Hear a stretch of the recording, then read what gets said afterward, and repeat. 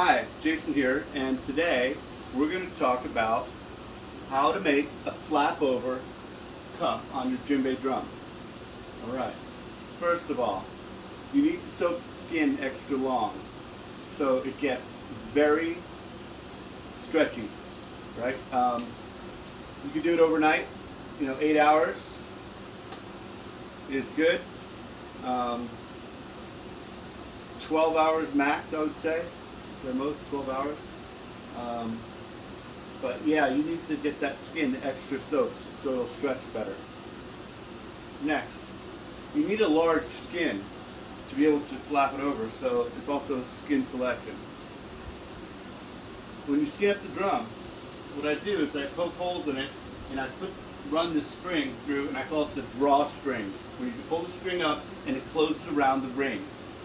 Now, I make it just big enough so there's a little bit in the middle so you can really cinch that tight, because I like my rings to not go down very far. So I get that drawstring good and tight so when I put the drum together, the rings don't sink too low. Okay? Now that drawstring is also going to be here when you take the excess skin and flap it over. The next thing I do, after I flap it over like that, I use this gizmo right here. So they're bolts, they're eye bolts. And what I do is I take rope and I go through the eye bolt, through the drawstring, up and down, up and down, up and down, in every single hole. Get it as tight as I can. So these are bolts, so they're threaded. Get it as tight as I can. Then, once it's all strung up, there's nuts. I take my socket and I tighten down these nuts. So what happens is these ropes that are going up and down, now it pulls down, making it even tighter. And it stretches the skin so that there's no wrinkles. I don't need to wrap it with rope. I don't need to use the ace bandage, any of that stuff. I just stretch it. Next thing is you just leave it alone. All right. If you see that there's some wrinkles somewhere, especially on the spine, which is the thicker part, that's the hardest part to stretch because it's so thick, and you might find some wrinkles. You might want to work that out, while it's still wet. Now, in this whole process, while I'm skinning the drum, while I'm tightening it up, while I'm stretching it, I have a spray bottle with me, and I keep that skin good and wet because I want it to stretch. The whole process, I'm keeping that skin wet.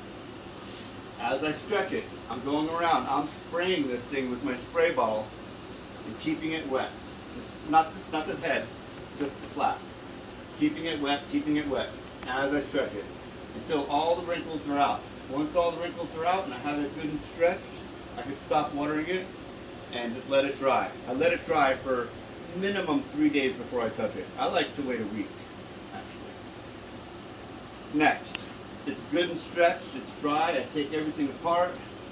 Now we need to cut it. Here's my method for cutting it. What I do is we got to make a nice straight line. I have this nice little gizmo here. It's adjustable, right? And so I can adjust the height of the pencil, right?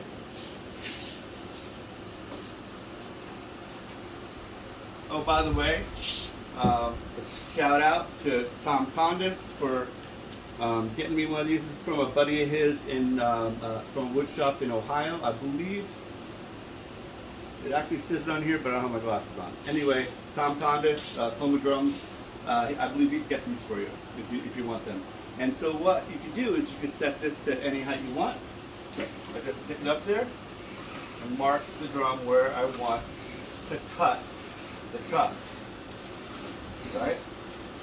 Now, you don't have to have one of these. You can make your own. You could do something else. You could have just need to have a constant marker, right? You just go around and you mark the skin. Now, what if you don't have white skin?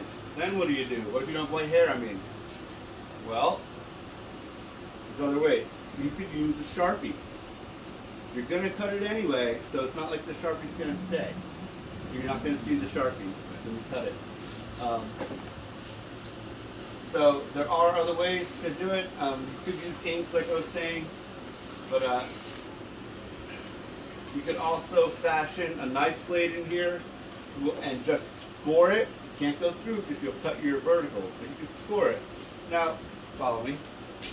You could get one of these self-healing mats at any hobby store, right?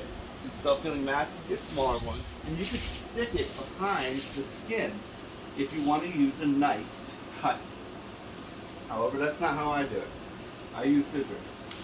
Now, there's more than one way to skin a drum, right? And you do it however you think is best for you. I'm just showing you my method that's worked for me. I've tried the knives, just didn't work for me. I've tried the straight razors, I've tried the hook razors. I just don't have consistent results. What gives me consistent results is what I'm showing you. So I've come up with a system, do it the same way every time, and get the same results every time. So once I have my line marked, now I can start cutting it. Now, I really like using, I have like a industrial Lazy Susan, basically. It's like a 1,000-pound rating Lazy Susan that I attached wood and some rubber, some nice thin, that's a 1/4-inch rubber I put on there. That way it doesn't slide around. I use this thing all the time for all kinds of stuff. You don't have to use one. I just like it. So as I cut, it just spins, right? And all I do is use a really good pair of scissors, right? Get these at any hardware store. The super heavy duty scissors that'll cut through the thick part of your spine with ease. Now I also have some really high quality smaller scissors that I use, and this is like for more precise stuff if I have a little jiggle in there. Now, how do you get that nice straight line without the scissor marks, right? So it doesn't look like scissor marks. How you do it is you start letting the scissor, it's kind of same with paper. You know how you get on the paper, you just, it's the same thing with the skin. If you pull and push at the same time, you get a nice clean cut.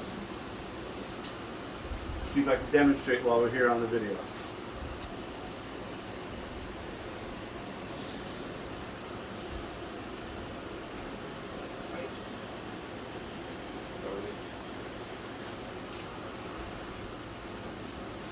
Oh, by the way, when I get my scissors, I also round the edges so I don't mess things up.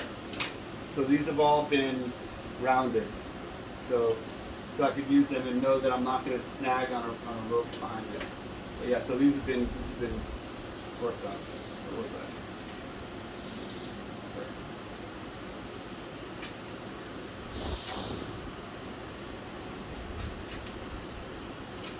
Typically, I take off my rope first, but we're in the middle of a video, so I just want to see if I can give you an example here.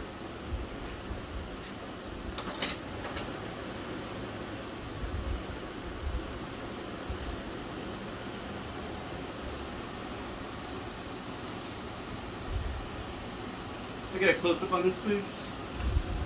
So you can see, maybe come from a different angle so you can see actually me cutting this. Going up to my line.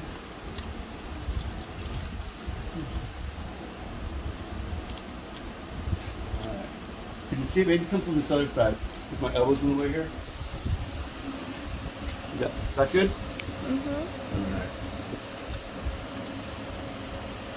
I gotta get some relief here. It's too tight.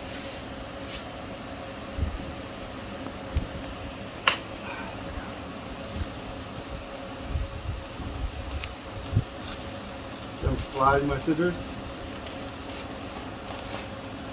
That way you don't get a, oh, I forgot.